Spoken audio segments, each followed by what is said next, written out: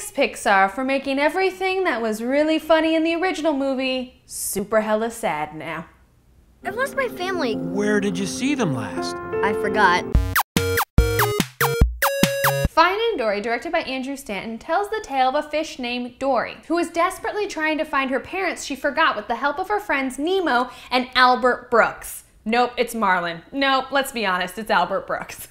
This movie will make you cry because of Pixar, but it's well worth it because obviously, I just said it, Pixar. And though it may not be as good as the original, actually, maybe it is. The additions of characters such as an octopus played by Ed O'Neill, a shark whale played by Caitlin Olsen, and a beluga whale played by Ty Burrell make for some serious laugh out loud moments. And while the ending is beyond even remotely possible and is kind of a cop-out, at the end of the day, you know, it is talking fish.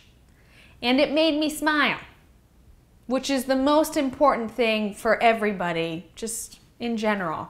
Just make me smile. Because I'm a god. But seriously. Hi everybody, thank you so much for watching my mostly 1-minute movie review on Finding Dory. Please comment down below and say stuff.